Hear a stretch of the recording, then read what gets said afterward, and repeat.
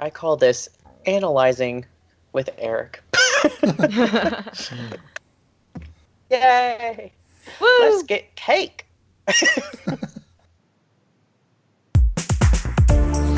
Are you nostalgic, a parent, or perhaps a child at heart? When it comes to children's media, from books to TV shows, and even movies, there's often more than meets the eye. Is it well written? Does it still hold up today? What works and what doesn't? Or maybe you wonder what went on behind the scenes of that work. Together, a trio of adults who are also kids at heart will critique and comment on one piece of children's media each episode. Hello, this is Eric. Hi, I'm PJ. And I'm Rico. You're listening to Beyond the Lens, a family-friendly podcast. Welcome to our third episode of Beyond the Lens. We're continuing with the theme of each of the co-hosts' favorite show. Mine was Zoom from the first episode. PJ's was SpongeBob from the last one, and now we're on Eric's. And his show happens Never heard of him. And his show happens to be Shining Time Station. Surprise! It's a show with a train and more trains and more trains. I think the show really kind of spun me off into... You know when you watch shows as kids and you go, that was a fun show. I wish I had more relevance in my life. And then it does. And then you go, maybe I was joking. Maybe I shouldn't. So, yeah, I think this is one of the shows that I watched more than anything else. I've watched a lot of PBS. I watched a little bit of Disney Channel, a little bit of Nickelodeon, but it was a lot of PBS. It was definitely Shining Time Station, Carmen Sandiego, Arthur, you name it, I watched it. So, Rico, I know you know a lot about Shining Time Station. Yeah. PJ, how much knowledge do you have on this series? I honestly have never heard of the show until it was brought up this week, so I have little to no knowledge of it. I did some research on it, but all I know is it has to do with Thomas the Tank Engine, and I'm sure that it's a great show because I know a lot of people love Thomas the Tank Engine, including myself. I am just unfortunate enough to have not really grown up with Thomas the Tank Engine. I had train sets and all that, and he was among all the other trains that I had in the set, but I never actually watched his shows. But I took a look at it, and it looked very entertaining. I am aware of Thomas the Tank Engine, yes. Mm-hmm. That's step number one, because if that was not, then we would have had to go and do a ton of backstory. Yeah. I think what's great about Thomas is that he is recognizable even if you don't watch the television series or read the books, which is a huge standpoint for marketing anything with toys or with clothing or anything like that. So I think Mattel, who now owns Thomas and Friends, is really, really lucky to have a character that's so recognizable. It's on the same vein as Mickey Mouse, where maybe you didn't watch a lot of the animated shorts growing up, but you know who Mickey Mouse is.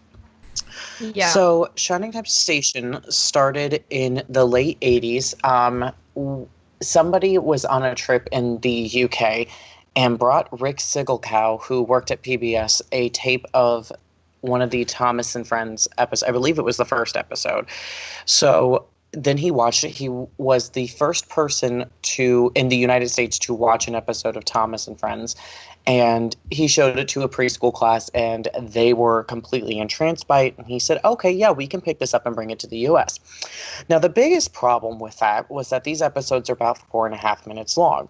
In the UK, they have different time blocks than the US does for television programming.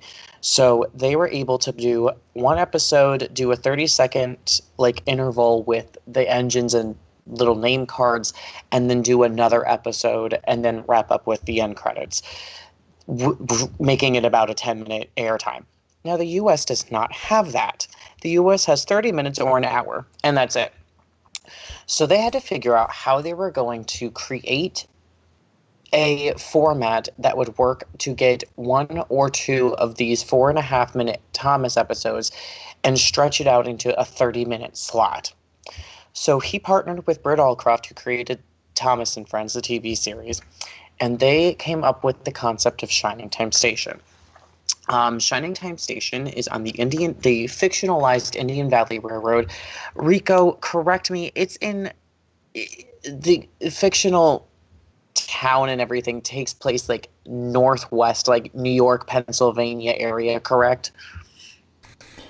Well, honestly, I don't think it was ever revealed. I know because I was part of Soda Island's Shining Time site team way back when that was first coming up. Someone like screenshotted a map that was seen of the Indian Valley from the show, and judging by like the zip codes that were seen, it actually seems like it's in Wisconsin, apparently, and that makes sense because Rick Siggelkow has family from Wisconsin, and that's how he pronounces last name, Siggelkow, not Siggelkow. Sorry. I just pronounce everyone's name completely wrong. I'll tell you a funny story about names while we're on that topic. My friend and I were walking around Universal a couple years ago, and for Mardi Gras season, they have different people come in and do concerts every Saturday. And I'm reading the names, and I go, I don't know who Lynyrd Skynyrd is. And my roommate looks at me and goes, Lynyrd Skynyrd. And I said, oh, well, I've never seen it spelled out before. I don't know how to read. You know this. I'm just going to call it Shuning Time Staciones. That's what the new title of the show is. No, I'm just kidding. So Britt and Rick created this TV series. The runtime would be about 30 minutes. And it was about a fictional railroad station where like magical things happened. You really didn't know what an episode was going to be, but generally it focused in on some sort of a topic, whether it was bullying or money management. They did a really good job of figuring out what the topic of a Thomas story was and saying, well, how do we incorporate that into the real world and blend everything together? So the station was run by station manager Stacey Jones, who is played by Didi Khan. Didi Khan is most well known as Frenchie from Grease, the movie. So Grease was my first movie musical that I saw, and the only reason why I had any interest in seeing Grease was because I recognized Didi Khan. I had no idea who anybody else was, and I recognized Didi Khan, and I was like, I have to watch this movie. And my mom's like, I don't know, I don't think you're old enough for that movie yet. But we watched it anyway, and then like anything that was like sexualized went right over my head, and I was like, I don't know what's happening. So she's in charge of the railroad, and her nephew Matthew is there, and he starts looking around, and she's giving him a tour in the first episode of like, this is where people wait and this is where people get their tickets stamped. So what was really nice was that it showcased how a railroad station functioned, which hadn't really been done on the Thomas series. It was just, you just assumed that things happened on the station, but you're more focused on the engines and their scenarios. So it was nice to get the humanized perspective of seeing how a railroad station functioned. Some interesting things about this series was it blended the live action segments with the Thomas episodes through an 18-inch conductor that lived in a signal house that was painted into the beautiful mural. I think this mural is one of the most beautiful sets that has ever been created for any TV series or film. And the conductor was played by Ringo Starr, who conveniently narrated the first 2 seasons of Thomas and Friends. And they said, well, heck, we don't have to redub these really much if you come in and just act as well. So he was like, okay, cool. So he did that for the first season. There was also an engineer that worked there, Harry Cupper, played by Leonard Jackson. He had a niece that was named Tanya that was friends with Matt, and they would play at the station, and Mr. Conductor would tell Thomas stories based on whatever the theme of the episode was. It took a few episodes for them to really get into the figuring out what the theme of each episode was. So it definitely took a little bit of, I would say honestly, until season 2 for them to really get into the groove of things and start figuring out how they were telling these stories. So yeah, when Ringo came on to do the series, originally Britt was trying to figure out who she wanted to narrate these stories, and she heard this voice from a different room on the television, and she ran in and was like, "Oh, that's Ringo Starr. He's a Beatle." So fun fact, Britt Allcroft did not like the Beatles and had really no desire to listen to them. So everyone made such a huge deal that this Beatle was cast on the show, and she was like, "Yeah, I liked his voice." Had no recollection or any knowledge of the Beatles other than they were a fun band and they made music. So that was an interesting thing. So when they brought him on to do the live action segments, everyone was like, "Oh my God, a Beatles gonna be in a show that's gonna air in the US." And she's like, "Yeah, he's a narrator. He's cool." Oh gosh, what else? They also did a lot of animated segments. They had they had an arcade that was run by a guy called Schemer, and he was, I think, honestly, the most childish character on the show, which was done on purpose, obviously, to juxtapose how adults act and how people focusing on money and he made a great juxtaposition for Stacey Jones, who was the manager. So Schemer was played by Brian O'Connor, who was a fantastic comedian, did a couple of things on Nickelodeon and a couple of other random TV shows.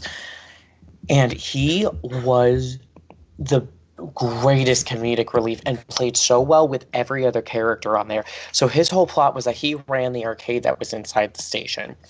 He, everything there cost a nickel, so he was obsessed with nickels and wanted to be rich in a nickel-air and everything, and the kids were like, "You're weird and crazy," but they all generally got along.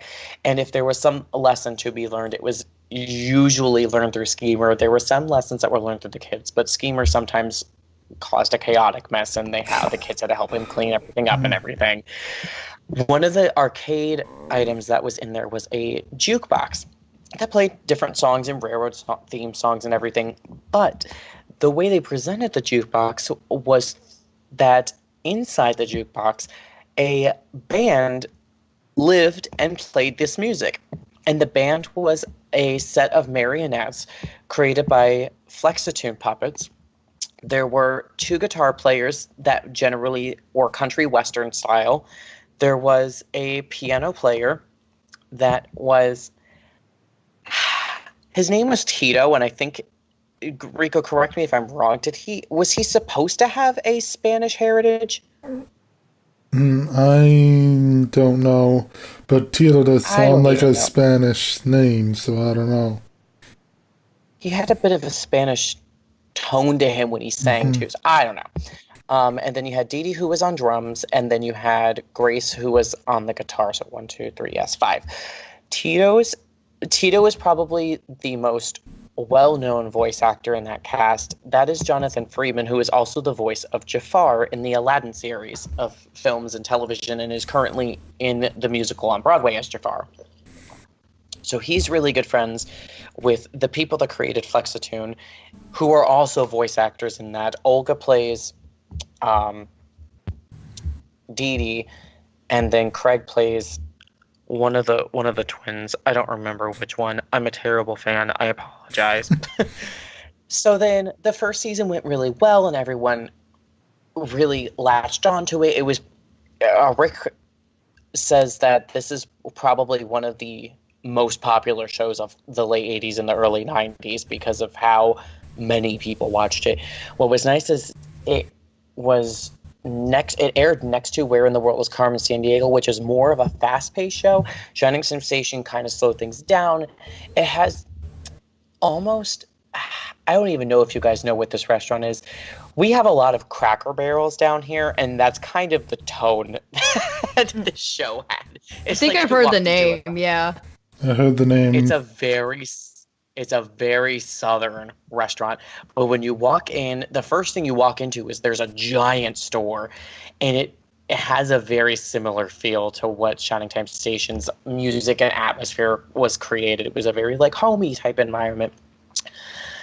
Oh, what else do we want to talk about? So there was a lot of material that was able to be presented because you had the different styles of presentation, because you had the live action model mix with the Thomas episodes, you had the puppetry with the jukebox band, you had the animation through one of the picture machines, and through later Mr. Conductor had a magic bubble that would come and sing songs and everything and have animated sequences. So it was a really interesting balance of presentation of material.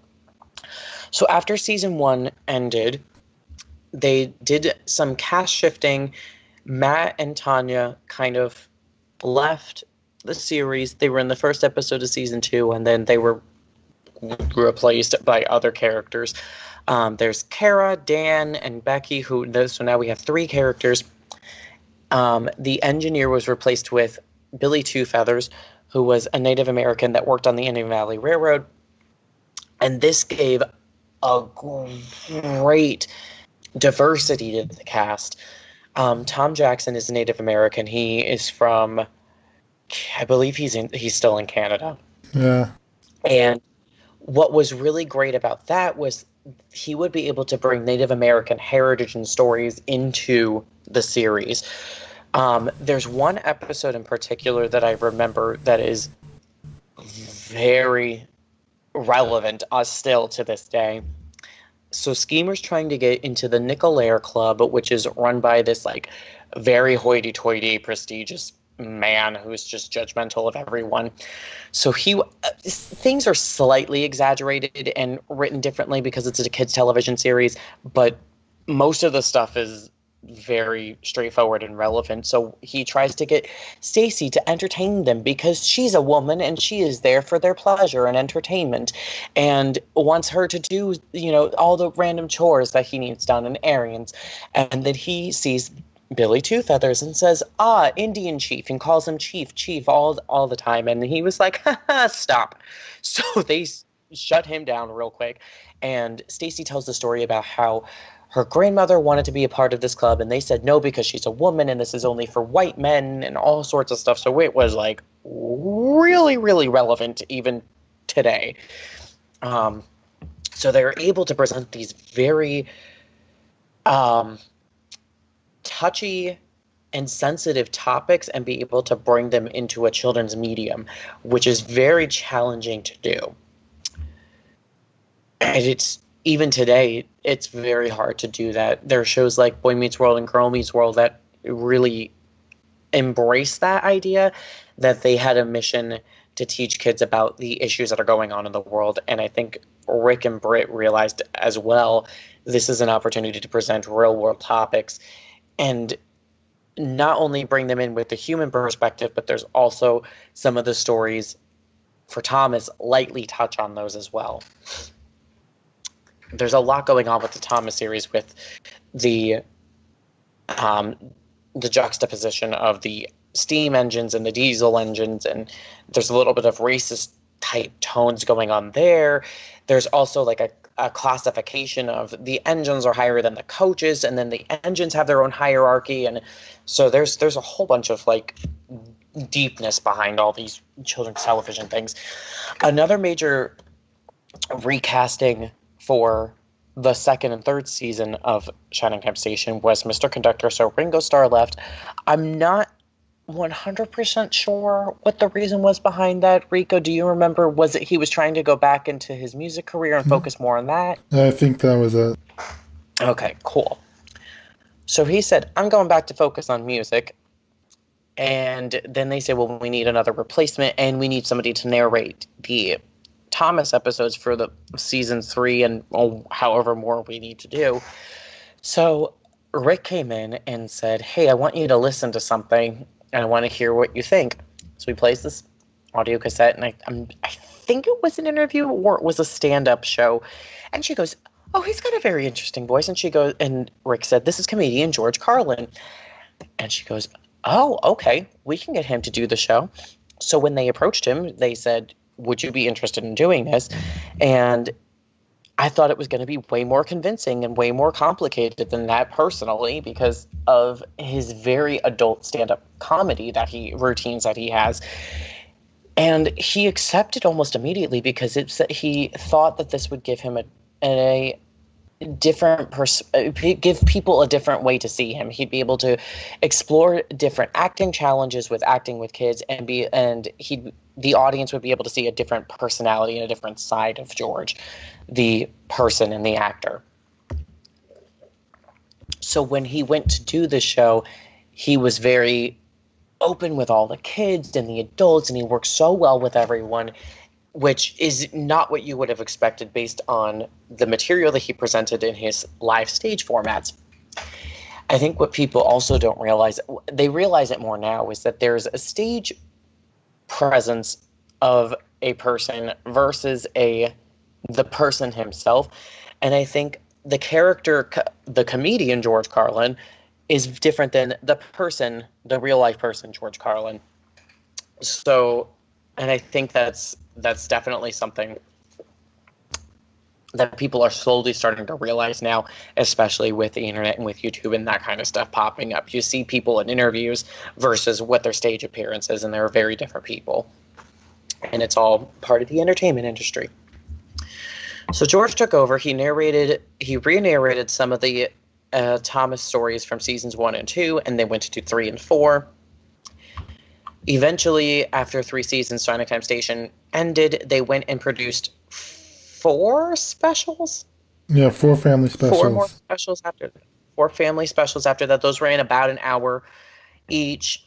And it was weird as a kid seeing all of these kids like in their teenage years. And I was like, oh, this is different. Because I'm so used to seeing 8-10-year-olds on the show, and then all of a sudden it's like some of them are 16, and I'm like, oh, this is not what I expected. But also I feel like if they replaced any of the kids, it would have been real weird. So it was nice that everyone came back to do these specials. So Shining Time Station with the specials officially ended in 1995. George Carlin went on to do some more live-action sequences as Mr. Conductor for Mr. Conductor's Thomas Tales, so they were able to continue the putting Thomas out on the television series, or on the television set, which was great. And then there's this fun movie that came out in 2000 called Thomas and the Magic Railroad.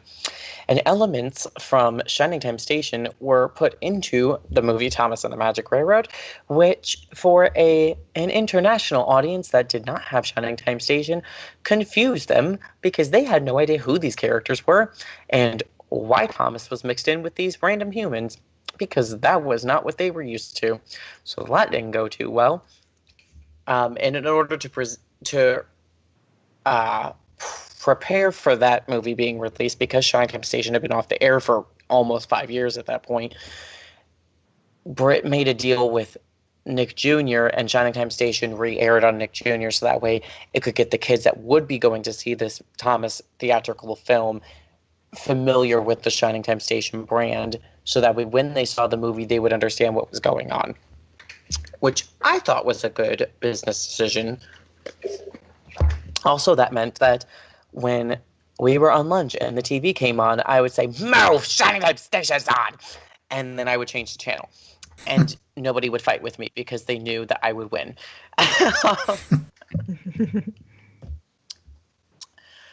So, Rico, what would you like to talk about with the series, since I just went and did a 20-minute overview of what the series was? No, this is great. I needed this information. This actually helped a lot. So thank you. Good. Actually, thank you. I guess my first question is, why did you like the show growing up, Eric?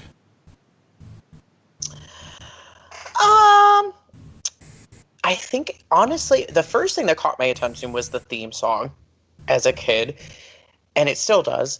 The theme song is so calming and very, very welcoming, and I think that the gold dust that is presented throughout kind of capture from a visual perspective that caught my attention as a child. And then I saw Thomas and I was like, I recognize this character from various things in the stores and everything. So once I started watching the show, I found out that there were the diecast trains that I could get, and I was like, I want these trains. I want to recreate these stories that I'm seeing on TV, and I want to pretend I work at Shining Time Station. And it opened up a lot of imagination doors for me. And then my mom said, but this was around the time I was trying to get potty trained too. And my mom said, okay, well, if you get potty trained, then you can have one of these trains. So I got potty trained and I got Bill and Ben. And then after that, every time I went to the bathroom, I'd come out and I'd go, okay, I went to the potty, more trains now. And then my mom realized that she had created a monster. So then being able to then go out and purchase the merchandise based on the show, recreate the things that I've seen on the show, and create my own stories, I think that was something that really intrigued me, because you couldn't really do that with any of the other shows that I watch. You can't really do that with Carmen Sandiego. You can't tell somebody to go missing and then have me search for them. You can't really do that with some of these Nickelodeon shows like Rugrats. Like, what am I going to do? Pretend dress as Tommy Pickles and pretend I'm a baby? Like, no, that's not what I'm going to do. So this was a show that I was able to explore out in my world environment, as well as appreciate from their environment. Also, I think this is where I really started to get interested in artwork because of the mural that was used on the set. It's still, to this day, I still talk about it as one of my favorite art pieces, and it doesn't exist anymore, and it makes me very upset, and I want to recreate it so I can stare at it all day long. But then, and every time I go to a museum, I'm like, but it's not the mural. It's like, look at this Monet, and I'm like, that's great, but it's not my Shining Time Station mural, which I'm never going to see again. The mural represented the various progress with transportation, correct? I think so, yeah. That's what it was there for, I think. Because I had like the horse and wagon, and I had the trains, and I had the boats, and I had all sorts of different things. It was so pretty. All right, what else do you have? I know one thing that Rick Scherer mentioned in an interview with Soda Island way back in the day. He talked about, like, if he thought it would be a good idea, since it is so popular and many people do remember it, if Shining Time Station were to come back today, what it would be like. And Rick said, well, he appreciates, like, the fans and, like, how people remember it. It was a product of the day, and nowadays, with everything going on in the world, like mass shootings and everything, you don't know how parents would react to a show that premised on kids hanging around in a train station. I mean, valid. That was a little bit of a weird thing that, as a kid, I never thought about. I was like, oh, I mean, there was adult supervision because there were adults present, but like they were working. They had jobs. These kids were just kind of there, whether or not they were, regardless of if they were related to the adults that were there. It was just it was a weird environment thinking about it as an adult. I think just the pacing of it, I'm not sure if that would work in today's environment, only because you see the switch that Thomas just made with Big World, Big Adventures, and how the pacing is a much tighter and quicker, and it's not as calm and almost serene and relaxing as it once was, especially with the model series. And I think that if Shining Time Station were to come back, it would shift so far away from what the tone of the original was. I don't know how successful it would be. I think it would be better to create a similar show with similar messages and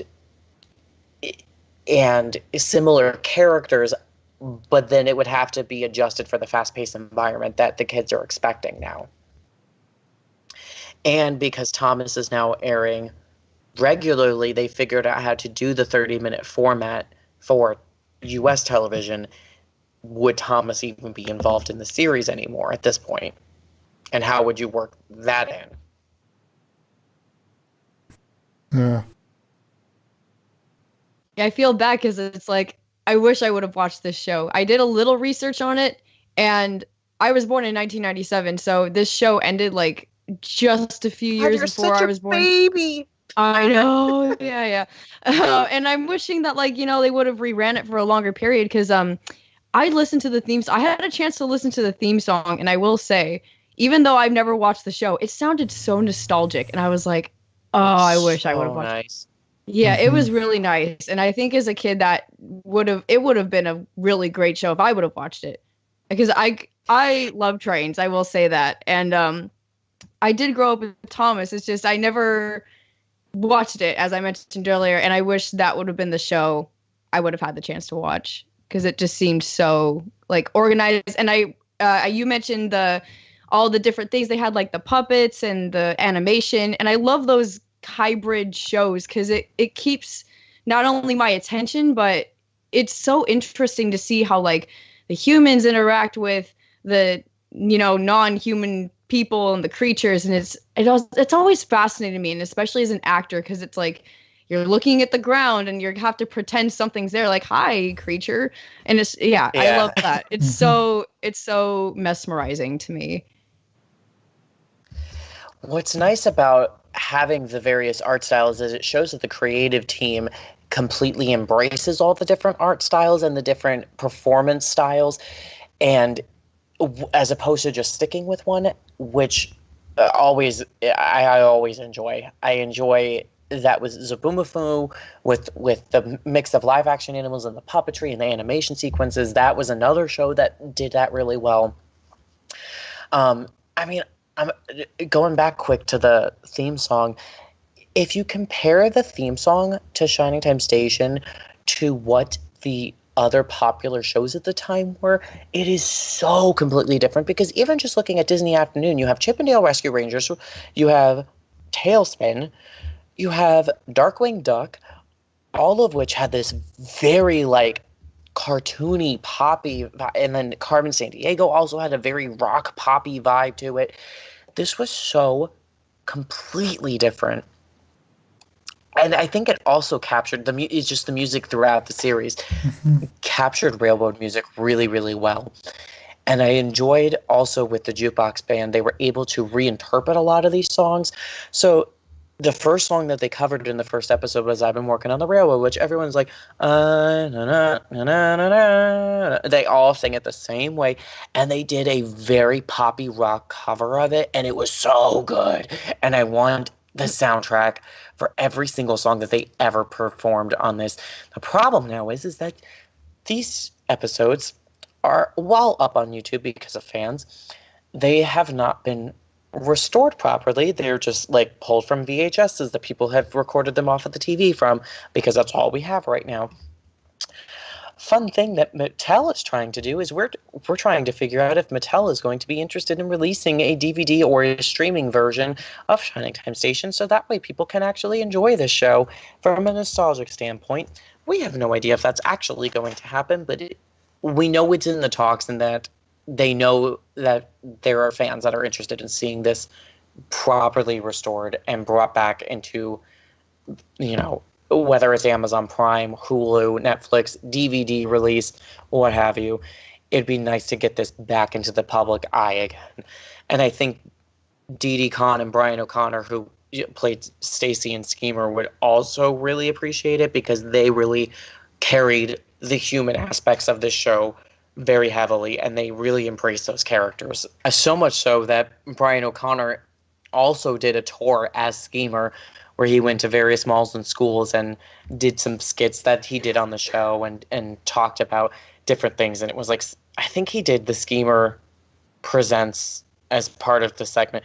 So Schemer Presents was a specific segment that was released as bonus content for the VHS releases for Shining Time Station, specific Shining Time Station episodes, and then eventually did a compilation VHS with all the Schemer Presents. So it's like Schemer Presents How to Make Your Bed, and he does this like ridiculous comedic, presentation of how to make your bed, and it goes terribly wrong, and then one of the kids has to come in and show him how to make his bed properly, and then he ends with a song about like how great he is, and it's just so.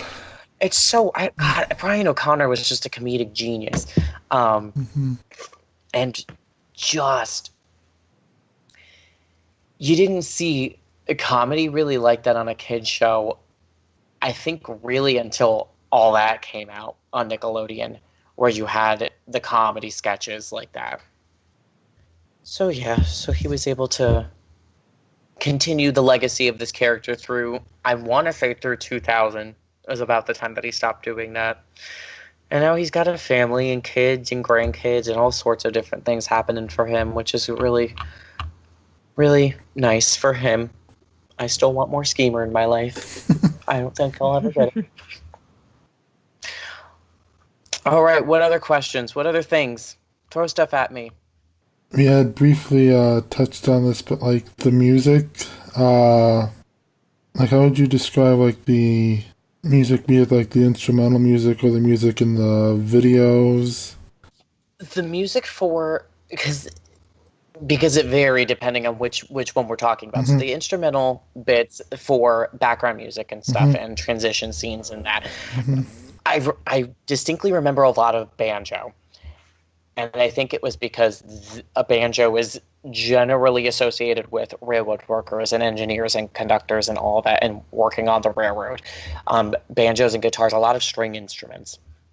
So that was kind of the tone set throughout the series as far as instrumental backing music. Then you had the Jukebox, which they went all over the place. You had Spanish-sounding songs, you had rock songs, you had country songs, you had country ballads, you had, for their 4th of July episode, they did an entire American medley, and it was just incredible. They did, anything they wanted to do, and it was great. Then you had the animated bits, which they used a lot of public domain, that's what I was thinking, public domain footage from old school animated stuff, some of which I had the full. They took like montages and did that kind of stuff and had different songs play in the background. And I recognized, I don't even remember what episode it was, and I don't even remember the name of a short, but I had a collection of like old school shorts. And one of them was these two kids that were poor, and they fell asleep and they dreamed they were in this like Candyland, and I saw that segment pop up on one of the animated sequences during one of the episodes of Shining Time Station, and I was like, Mom, I know what that is! We have that! And then I went and watched it as soon as the episode was over, because that's how my brain works, because once it's in my brain, I don't think about anything else. So, but the music for those animated shorts were very, I don't even know how to describe them. They felt like 1920s, 30s, 40s, like animated shorts before a feature-length film in a movie theater type of thing. It had that the concession song, like "Let's all go to the lobby." They all kind of sounded like that. They had that very similar tone of musicality to them.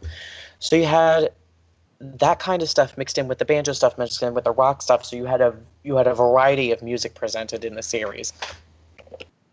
So then on top of that, then you had the Mike O'Donnell and Junior Campbell music score that was written for the Thomas episodes, which was also completely different from everything else in the series.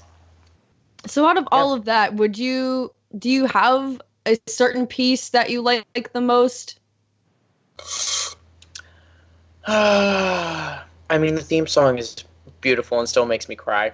I think it's because it makes me think of a time when I didn't have to think about Thomas and go, oh, this is a business. It makes me think about a time where I could just sit and relax, and it's very zenful. Like, I feel it's almost like meditational. Compared to some of the other theme songs that were out there.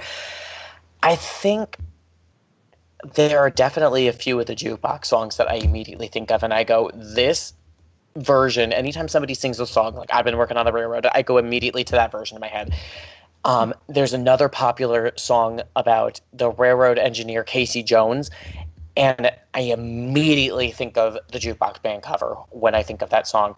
I have, so I run the theater nonprofit Actors Reaching Out, and we had a mom of one of the members that came in and knows that I like Thomas, and it's getting close to Thanksgiving here, and she goes, the Thanksgiving episode is one of my favorite episodes of that series, and I don't know how to find it, so I found the link for her, and I sent it to her, and she was so emotional because she said the song, I don't even remember what the song was that was in it that the Jukebox band covered, but she said it is her favorite version of that song, and that is, again, that's the version she goes to when somebody says whatever the title of the song was. That's the version she goes to, is the Shining Temptation Jukebox band cover version. So it definitely had an impact on even the parents that were watching it as kids. Oh, absolutely. That's awesome. Yep. I love it. I still love it. I think it's still one of my favorite shows. I think there's a lot in there that a lot of kids shows are missing. There's a lot of connectivity with its audience. There's a lot of connectivity with its material. And I think some of the children's media that's out there right now doesn't exactly know where to find the balance. I think that's a word I would use to describe Shining Temptation, is very balanced. No matter what it was presenting, no matter what the material was, no matter what the art style was that was being presented, it was a very balanced show. And you got an even spread of everything in each episode.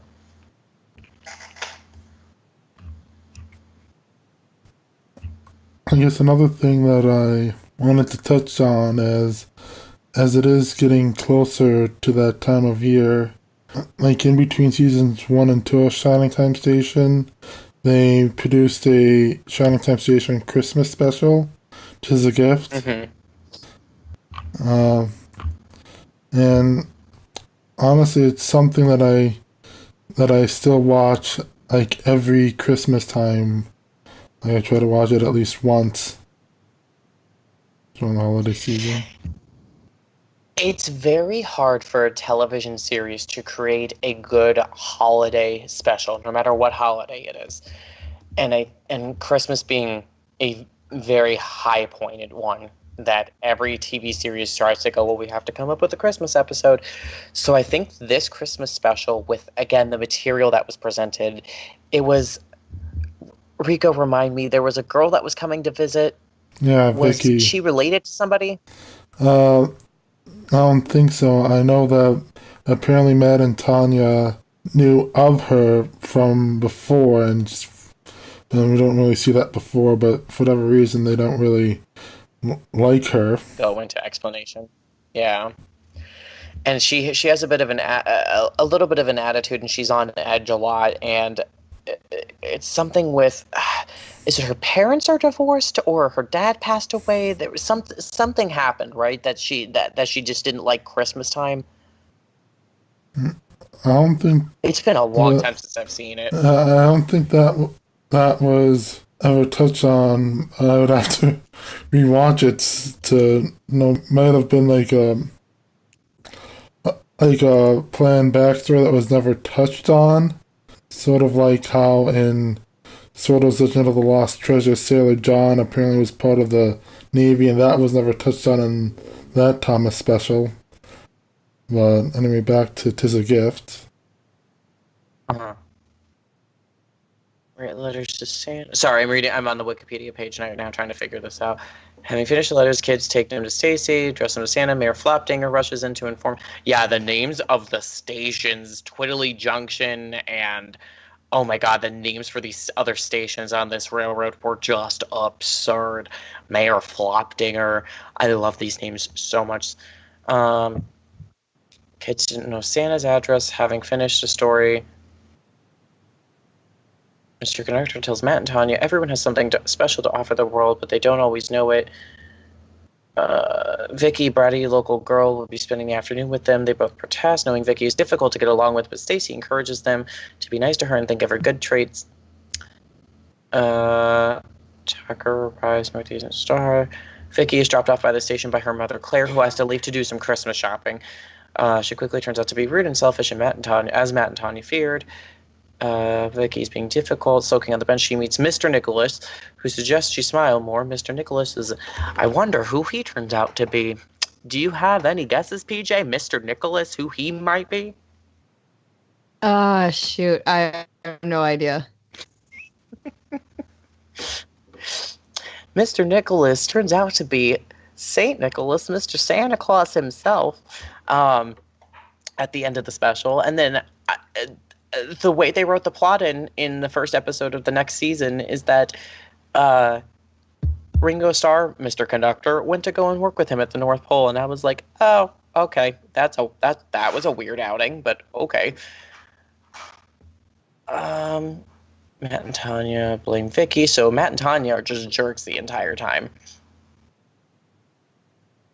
Well, to use a gift. Oh, she sings, and everyone loves her. That's right. Yeah, they never went into any backstory. She just was not a very pleasant person. Okay. Speaking of singing, the song that she sings, which is also simultaneously as the song goes on, sung along with the Jukebox band. That song was "Simple Gifts," and every time I hear that song, I think of that version from Shining Time Station. And yeah, another thing that I sort of liked with regards to Mr. Nicholas is that while it's hinted and very much insinuated by the end that he really is Santa Claus, he never go out and say, Mr. Nicholas is Santa Claus. You're right. You're right. The idea of Mr. Conductor helping Santa Claus, as you mentioned, actually brings up an interesting personal story of mine. When I was younger, I was with Big Brothers Big Sisters. It wasn't...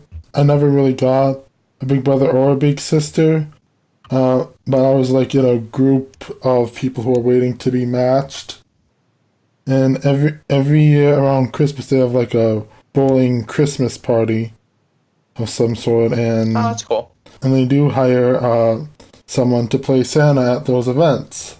And so when I was growing up, I remember asking the Santa Claus at this event, like, about Mr. Conductor and, like, how he helps them.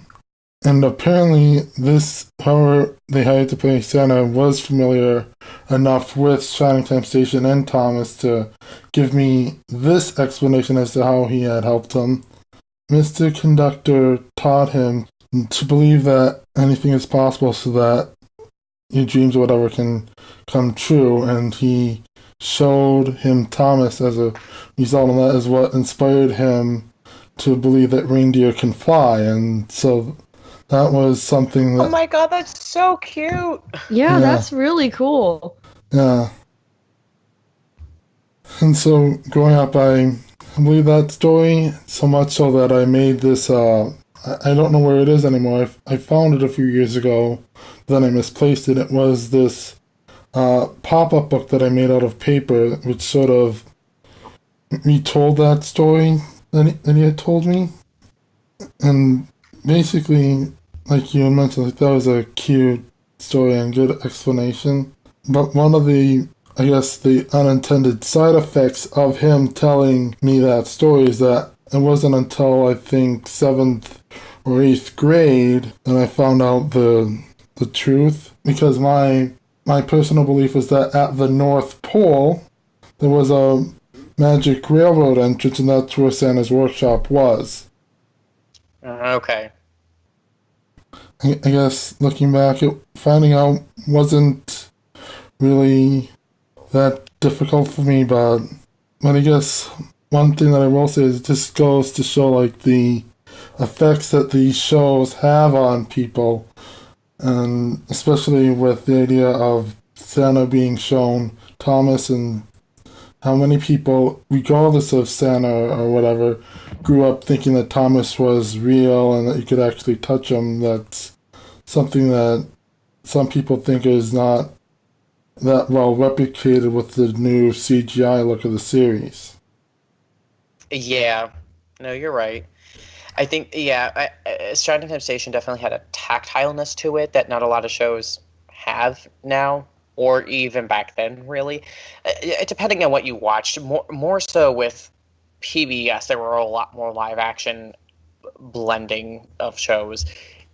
You don't really get much of that now. Everything is animated, and you're kind of losing that human contact. They can try and create things animated that will recreate that same feeling, but it doesn't usually work. But I think even watching it now, I think that Shining Time Station still stands as a really strong show. I think it still has a lot of fantastic topics. It really brings education about real life railroads in, which is another thing I really appreciated, because if you watch Thomas, you kind of pick up on some of the terminology, and you just as they go through and they start explaining things, you kind of understand how things work. But Shining Time Station also did the real life application, so they said, well, this is a famous engine story, and this is a legend from like way back when. And then it was like a real again talking about like Casey Jones, like the legend of Casey Jones and all sorts of stuff. And then they talk about how steam engines work, and the first railroad engine in the area, and all sorts of stuff. So I really appreciated that there was a real life element that could be thrown in there, and it wasn't just all completely fictionalized. Yeah. But yeah, it's still a show that I enjoy watching now. If I'm in a stressful or depressed mood, that's a show that I can watch that will lift up my spirits again, and I'll kind of be put back in that nostalgic spot as I was as a kid.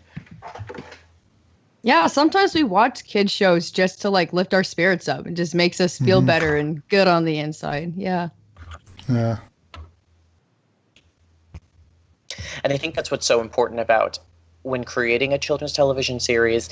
It has to be entertaining for both the child that's watching it, that it's the intended audience for, and the parent that is also watching it with their children. And we touched a little bit on that in the past couple of episodes of the podcast, but I'm going to stand by it with, I think, almost every single thing that we talk about, and I'm standing by it with Shining Time Station. My parents enjoyed the show as well and as much as I enjoyed the show as a kid, and they still do. They'll bring up different things, and I'll bring up different things about it, and it still comes up in conversation with us. It was a very big part of my childhood and me growing up, and my interest in railroads and trains. And I love it. I love it so much. This is great because I've learned so much about the show. Like, you guys did a really good job at explaining everything, and it made a lot more sense now. And I'm wishing that I had watched this show, because even just listening to this made me feel nostalgic. I'm like, I wish I had a kid's show like that. No, you guys did great. I felt bad for not talking a lot. But you engaged and you listened, and that's what matters. You warned us ahead of time that you had not watched the show before, so it was up to us to educate you. True, and you did. You did your job correctly, so you did great. Yeah. I now know about the show. Well, exactly, Niff. And at the end of this podcast, you're saying that you wish you had watched the show as a kid because it just the description engaged your interest, then we have done our job correctly. Yes, you did. Yeah. Congratulations.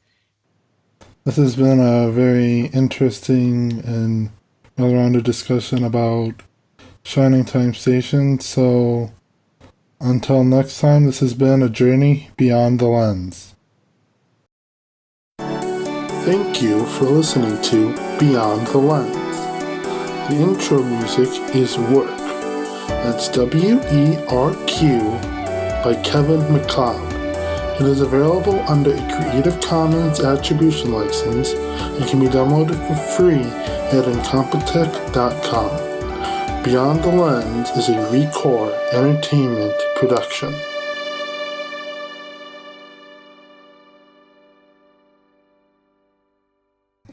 Now this podcast is going to go viral and I'm going to get headlines. Eric doesn't know how to read. Great.